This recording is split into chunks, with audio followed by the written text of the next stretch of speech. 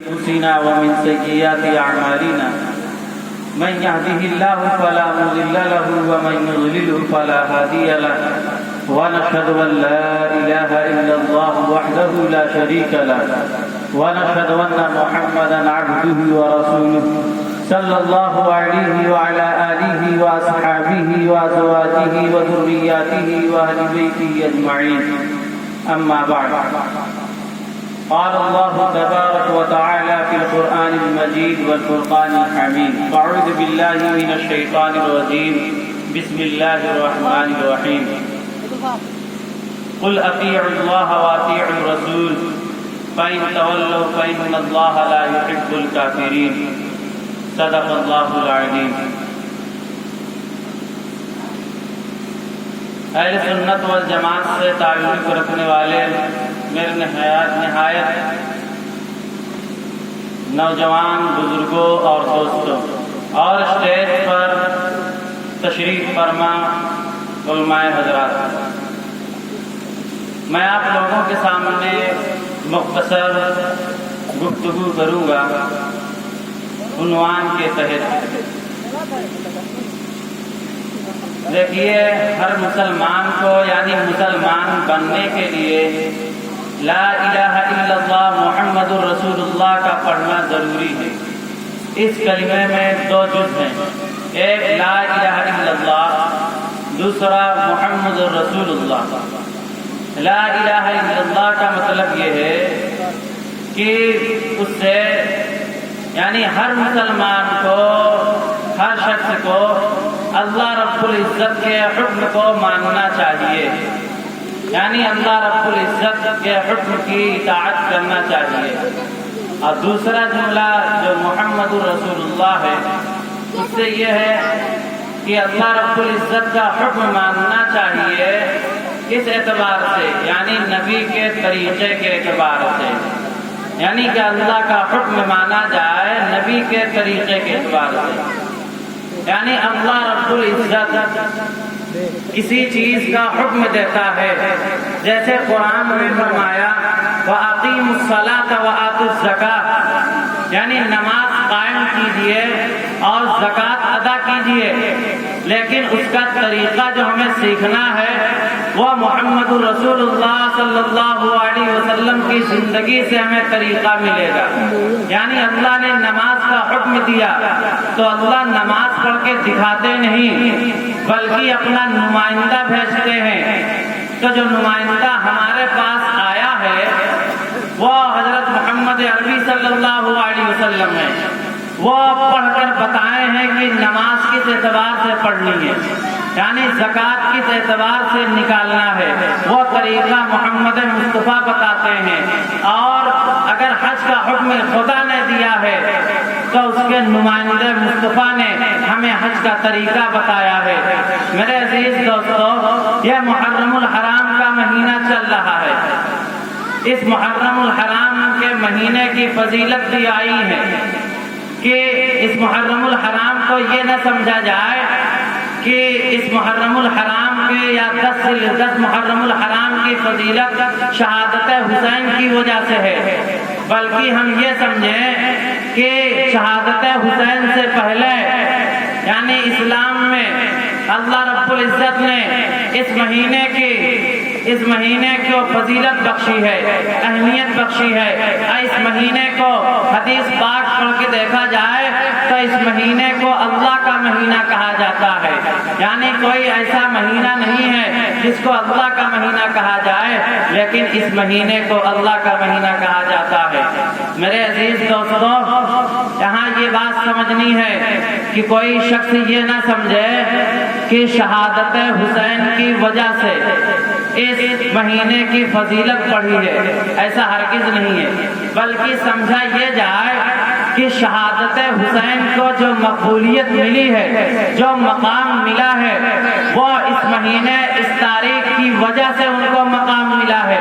کیونکہ اس 10ویں تاریخ کو بہت سارے ایسے واقعات بڑے بڑے پیش آئے ہیں، یعنی جیسے کہ نوح علیہ السلام کی کشتی کو جودی پہاڑ پر لگ جانا، فرعون کا لشکر یعنی فرعون حضرت موسیٰ علیہ السلام فرعون کے ظلم و تشدد سے بچ کر نکل گئے ہیں، وہ دن بھی یہی تھا۔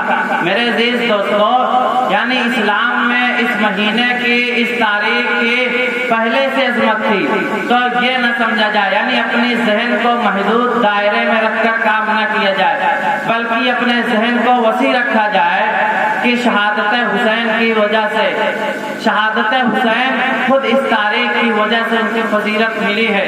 میرے عزیز دوستو، اس مہینے ہمیں یہ دیکھنا ہے کہ جو آیت کریمہ تلاوت کی ہے، یعنی قل اطیعوا اللہ و اطیعوا الرسول، یعنی اللہ اور اس کے رسول کی اطاعت کی جائے، یعنی جو شریعت میں ہم کو حکم دیا گیا ہے، جو اللہ رب العزت نے حکم دیا ہے اور نبی نے جو طریقہ کر کے دکھایا ہے، اس طریقے پر ہم عمل کریں۔ کیا یہ مہینہ نبی پاک صلی اللہ علیہ وسلم کی مبارک زندگی میں نہیں آیا؟ آیا ہے، ضرور آیا ہے۔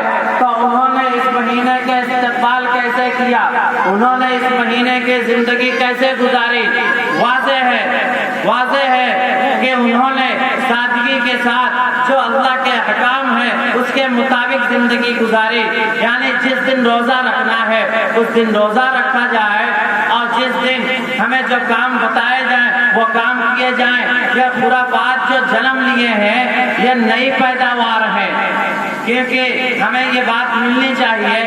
اگر کوئی شخص کہے کہ نہیں یہ شہادت حسین کی وجہ سے اس کی فضیلت بڑھی ہے، تو ایسا ہرگز نہیں ہے۔ میرے عزیز دوستو، اس مہینے میں جو واضح خرافات نظر آتے ہیں ہمیں، وہ تو سب سے پہلے یہ ہے کہ اس مہینے کو غم حسین سمجھا جاتا ہے۔ کیوں؟ ایسا کیوں؟ کیا نبی پاک صلی اللہ علیہ وسلم کا مقام خدا کے بعد نہیں ہے؟ نبی کے بعد اگر کوئی ذات ہے تو وہ محمد مصطفیٰ کی ذات ہے۔ تو بتائیے، جس دن نبی پاک صلی اللہ علیہ وسلم کی وفات ہوئی تو وہ دن سب سے زیادہ غمگین دن تھا، یعنی سب سے زیادہ غم والا دن نبی پاک صلی اللہ علیہ وسلم کے وفات کا دن تھا۔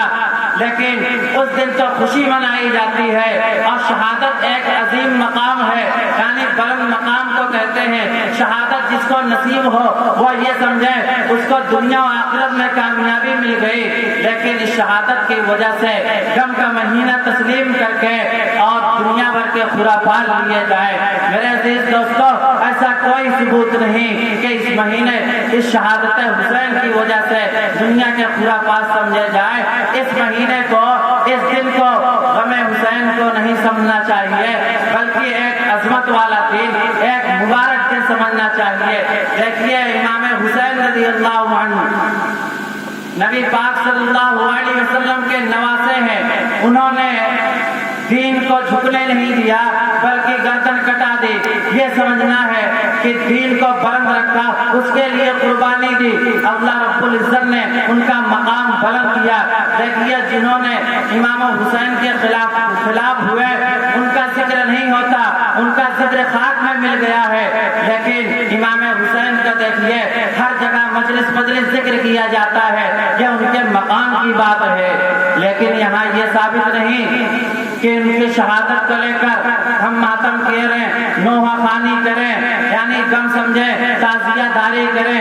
میرے عزیز دوستو، ایسا بالکل غلط ہے۔ اپنے جسم کو تکلیف پہنچانا، اپنے جسم پر مارنا، اپنے جسم کو پیٹنا، یہ چیز تو حرام ہے، قطعاً حرام ہے، یہ چیز کرنے کی نہیں ہے۔ میرے عزیز دوستو، اگر ہم صحیح دین کو مانتے ہیں، صحیح دین کو سمجھتے ہیں، اگر شریعت پہ چلنا چاہتے ہیں تو نبی کے طریقے کو اور صحابہ کی زندگی کو دیکھیں۔ اگر ہم بات کے طریقوں کے دیکھیں گے تو ہم گمراہ ہو جائیں گے، ہم ہلاک و برباد ہو جائیں گے۔ ہمیں اگر صحیح راستہ پکڑنا ہے تو وہ نبی کا راستہ ہے، بتایا ہوا راستہ۔ آج کی پیداوار جو تعزیہ داری اور ماتم اور دنیا بھر کے خرافات اس میں ہوتے ہیں، ان سب چیزوں سے بچنا ہے۔ ارے جو لوگ اپنے آپ کو دعویٰ کرتے ہیں، اپنے آپ کو یہ کہتے ہیں ہم سب سے بڑے عاشق رسول ہیں، ہم کہتے ہیں عاشق رسول کی یہ نشانی کیا ہے کہ اپنے سینے کو مارنا، اپنے मातम करना, यानी अपने जिस्म को नोचना, ये आशिक रसूल की शान है। ऐसा हरगिज नहीं है, ये गुस्ताख रसूल की शान है कि जब नबी ने ये बता दिया कि अपने जिस्म को तकलीफ देना, यानी अपने आप को मारना पीटना, इस तरह के वावेले करना, शोर मचाना, ये तो हराम है, कतई जायज नहीं है। अब हम वो तरीके लाकर खुद से करना, ताज़ियादारी खुद से, ये नई पैदावार है, ये तो बिदात है, हर कोई कहता है। इस एतबार से इसका बाद में जन्म हुआ है, इसको लोग सवाब समझते हैं, इसके सामने नजर नियाज मानते हैं। हम कहते हैं जो लोग ये काम करते हैं, जिसको अपना मुक्तदा मानते हैं, वो खुद ही किताबों में लिखते हैं कि ये चीज हराम है, नाजायज है, कतई इसको नहीं करना चाहिए। अब बहुत से वो लोग भी हैं जो इस बात को मना करते हैं, लेकिन वो नहीं समझते। जो आपस में जो वो लोग हैं, यानी मुत्तफिक जो लोग हैं, वो खुद ही अपने भाइयों को मना करते हैं कि ये काम ना किया जाए, तो उसके खिलाफ हो जाते हैं। ये अंधी तकलीद है, वो अपने ख्वाहिशात पर चलना है, अपना जो मन चाहे वो हम किया। हम जबान से आशिक रसूल कहें, हुसैन इमाम हुसैन के आशिक होने का दावा करें, और हमारे अमाल ऐसे गवाही दें कि जिन्होंने गद्दारी करके, जिन्होंने धोखा करके इमाम हुसैन को शहीद किया, इमाम हुसैन को शहीद कर दिया, और उन्होंने ये बावर कराया कि हमको तकलीफ है उनकी शहादत की वजह से, हालांकि कातिल वही है, लेकिन दिखाने के लिए रो रहे हैं। मेरे अजीज दोस्तों, ये उन्हीं की समझो पैरवी कर रहे हैं। इमाम हुसैन ने जो शहादत देकर, यानी शहीद होकर जो बताया है कि दीन को मजबूती से पकड़े रहना, दीन को झुकने नहीं देना, नबी के मेरे नाना का लाया हुआ दीन मिटने नहीं देना, ये चीज उन्होंने तालीम दी, अपनी शहादत से ये बता दिया कि दीन को झुकने नहीं देना। लेकिन आज वही दीन के नाम पर खिलवाड़ किया जाता है, तमाशा किया जाता है। मेरे अजीज दोस्तों, ये बहुत समझने की बात है, आज समझ में नहीं आएगी, आज बात तो खराब लगेगी कि ये बात